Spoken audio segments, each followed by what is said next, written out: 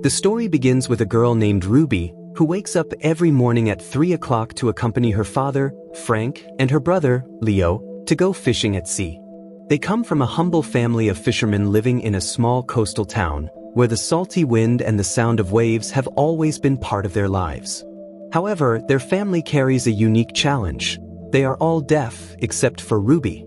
She is the only member of the family who can hear, while her father, mother, and brother are all hearing impaired and communicate entirely through sign language. After helping her family catch fish under the dim glow of dawn, Ruby heads straight to school, still smelling faintly of the ocean. Because she has been working since early morning, she often struggles to stay awake during class and sometimes dozes off at her desk. Ruby has a best friend named Audra, who always tries to cheer her up, but even with her support, Ruby finds it difficult to socialize. Her classmates often mock her for smelling like fish and for being different, making her feel isolated and misunderstood. After school, Ruby is picked up by her parents in their old truck. She often feels embarrassed because her deaf parents arrive with the car's stereo blasting at full volume, unaware of the noise. Despite these moments, she loves them deeply and tries to protect them from the world's judgment. One day, the family visits a dermatologist because Ruby's parents have skin problems caused by long hours under the sun, and Ruby patiently translates their complaints to the doctor, acting as their bridge to the hearing world.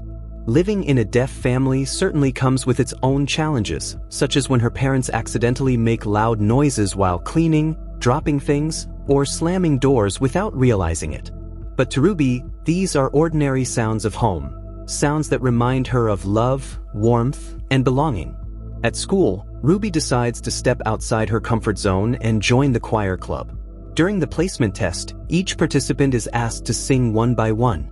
When it is Ruby's turn, the other students' stares make her feel small and insecure. Overwhelmed, she runs out of the room before singing a single note.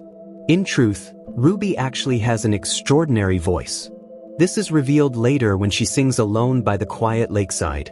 Her voice, pure and emotional, drifts softly across the water. One night, Ruby overhears her parents communicating in sign language and realizes that they are struggling financially. Their fishing business no longer earns much profit, and the new government regulations on fishing quotas make it harder for small-scale fishermen like them to survive. She knows her father has no other skills beyond fishing, and the thought of losing their livelihood fills her with worry. The next day, Ruby visits her choir teacher, Bernardo, again. Bernardo asks why she ran away before, and Ruby explains that she was afraid of being mocked by her classmates. Understanding her struggle, Bernardo gently reassures her that she has nothing to be ashamed of. There are many people who can sing beautifully, he says, but not everyone can make others feel the meaning of a song. His words deeply touch Ruby's heart. From then on, Ruby returns to choir practice with renewed confidence. Thanks to her beautiful and expressive voice, she begins to attract attention, including from Miles, the boy she secretly likes. After class, Bernardo calls Ruby and Miles and informs them that they will perform a duet at the upcoming fall concert. After school, Ruby joins her father and brother to deliver fish to the market.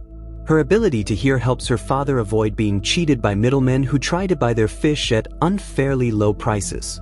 When Ruby warns Leo about it, he becomes defensive, feeling insulted, as if she doesn't believe he's capable of handling things on his own. From the beginning, Ruby and Leo had already suggested that their fathers sell fish directly to customers, but Frank was too afraid of taking that risk. He worried that the fish might not sell and that they would lose everything they had worked for. The next day, after choir class, Bernardo asks Ruby and Miles to rehearse their duet. Expecting that they've been practicing together, he's disappointed when the performance sounds completely out of sync.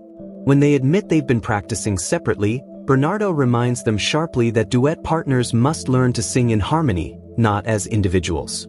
After Miles leaves, Bernardo sits down with Ruby and asks about her plans after graduation. Ruby shyly says that she will probably work with her father, since college feels impossible due to money problems. Bernardo tells her that he's currently training Miles for a scholarship to a prestigious music academy, and that he's willing to do the same for Ruby if she's ready to work hard. He believes her talent is rare and worth nurturing, and he offers to give her private singing lessons after school. Excited but nervous, Ruby tells her mother about joining the choir. Her mother, however, responds coldly, "If you were blind, would you paint?" The words sting deeply. Ruby feels as though everything she loves must always be measured by her family's disability, and for the first time, she begins to question her place between two worlds, one silent and one full of sound. One afternoon, Ruby invites Miles to her house to practice their duet. They rehearse in her room, keeping it secret from her parents. Everything goes smoothly until they accidentally overhear Ruby's parents being intimate. Horrified, Ruby immediately stops singing and ushers Miles out, red-faced and mortified. The next day at lunch, Ruby becomes the target of cruel jokes. Her classmates imitate her parents' sign language and laugh mockingly. Humiliated, Ruby storms out of the cafeteria, her eyes filled with tears. Miles chases after her, apologizing and admitting that he only told one friend, never expecting the rumor to spread. "Maybe it's funny to them," he says softly, "but it's not funny to you." For Ruby, her family's deafness is part of who they are, not a joke. That afternoon, Ruby goes to Bernardo's house for her first private lesson. At first, she struggles to express emotion in her singing, holding back her feelings out of fear. But Bernardo, patient and creative, uses playful exercises to help her loosen up, making her sing while moving, laughing, and feeling the rhythm. Slowly, Ruby begins to open up and discover her true voice. After her lesson, Ruby accompanies her father to a meeting between local fishermen and dock authorities. Acting as her father's interpreter, she translates passionately as Frank declares that they should stop selling to greedy middlemen and instead form a cooperative to sell their fish directly. His speech inspires other fishermen, even though it was made impulsively. Back home, the family worries about how to raise enough capital to start the new business. Frank suggests that his wife help with the bookkeeping along with the other fishermen's wives. Despite their fear, they begin to hope. Soon after, the family starts distributing flyers to invite others to join the cooperative. Their determination pays off when they finally manage to rent a small shop by the dock to start selling fish independently. Although busy helping her family, Ruby continues her lessons with Bernardo, though she often arrives late and exhausted. Her family depends entirely on her to make phone calls, attend meetings, and talk to customers, leaving her with little time for herself. Bernardo, noticing her fatigue, grows frustrated, feeling that she's not taking her gift seriously. Ruby apologizes earnestly and promises to try harder. One afternoon, just as Ruby is about to leave for choir practice, her mother stops her and pleads with her to stay home. A television crew is scheduled to arrive that day to interview the family about their new fishermen's cooperative. Ruby hesitates, torn between her duty and her dream. In the end, she stays, translating every question and answer for hours under the bright TV lights. By the time the interview ends, night has fallen, and Ruby sits silently by the window, wondering if she will ever be free to live her own life without feeling guilty for wanting more. Bernardo didn't even want to open the door to his house. So when Ruby tried to apologize at school, Bernardo told her that she wasn't ready for this. He even said that with such discipline, Ruby wouldn't be able to survive or compete in college later on. When Ruby got home, she tried to talk to her family about her dream of studying at a prestigious music college. She explained that her teacher at school wanted to help her get a scholarship. However, according to her parents, this wasn't the right time. They believed that Ruby was the most important part of the family business. But Ruby said she was tired and that she couldn't be an interpreter for the rest of her life. Besides, she wouldn't be living with them forever. Ruby expressed that she truly loved singing and that this was a great opportunity for her. The next day, still upset with her parents, Ruby decided not to go fishing. Only Leo and Frank went to work that day. Unfortunately, a government inspector came aboard their boat. Without Ruby, of course, they couldn't communicate. The inspector's job was to check whether they were following the regulations properly or not. When they couldn't answer his questions, Frank quickly wrote something on a piece of paper to explain that they were deaf and couldn't communicate through sound. As soon as the inspector realized this, he immediately contacted the Coast Guard to report the situation. Long story short, the Coast Guard tried to reach their boat via radio, but of course, they couldn't hear it. Because of that misunderstanding, their boat was stopped, and they were temporarily banned from sailing, leaving the family devastated. Meanwhile, Ruby went out with Miles, hoping to clear her mind. Miles took the chance to apologize sincerely for his previous mistake. After Ruby forgave him, they spent time together by the lake, swimming and laughing under the warm afternoon sun. For a brief moment, Ruby felt free, but when she returned home, she discovered that her family was facing a new problem.